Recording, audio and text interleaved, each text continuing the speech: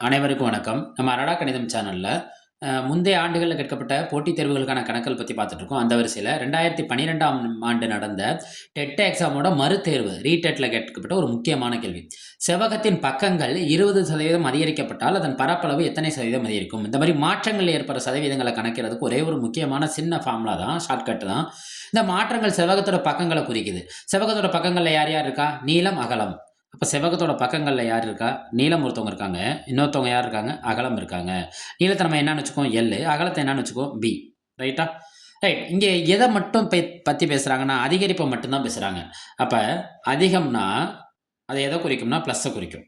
யார் யார் அதிகரிக்கிறா? செவ்வகத்தின் பக்கங்களே அதிகரிக்கிறது. அதாவது நீளமும் அதிகரிக்கிறான், அகலமும் அதிகரிக்கிறது. பக்கங்களே அதிகரிக்கிறது. ரைட்டா?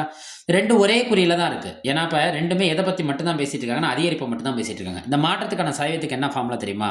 இப்ப சதவீதம் ஈக்குவல் டூ யார் யாரு? L plus B.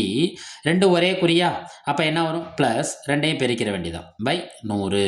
சப்போஸ் யாராவது ஒருத்தர் அதிகரிக்கிறாங்க, ஒருத்தர் குறையிறாங்கன்னா, அப்ப குறி 2 வெவ்வேற குறியா போயிரும். கண்டிப்பா அதிகரிப்புக்கு பிளஸ் போட்டுக்க வேண்டியதான். குறைவுக்கு மைனஸ் போட்டுக்க வேண்டியதான். கண்டிப்பா இந்த இடம் என்ன ஆயிரும்னா, மைனஸா மாறிரும். ரைட்டா? அத தெரிஞ்சுக்கோங்க.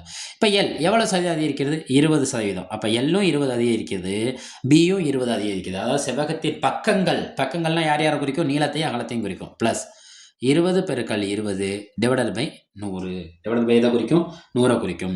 20 20 கூட்டினா நமக்கு என்ன கிடைக்கும்? 40. ரைட்டா? பிளஸ் பெருக்கல்ல தொகுதியில இருக்கிறப்ப, பகுதியில இருக்க எண்கள்ல இருக்க பூஜ்ஜியத்தை வச்சு நம்ம என்ன செஞ்சுக்கலாம்? கேன்சல் பண்ணிக்கலாம். ஒரு 0க்கு ஒரு 0 கேன்சல் ஆயிரும். ஒரு 0க்கு ஒரு 0 கேன்சல் ஆயிரும். 2 2 4.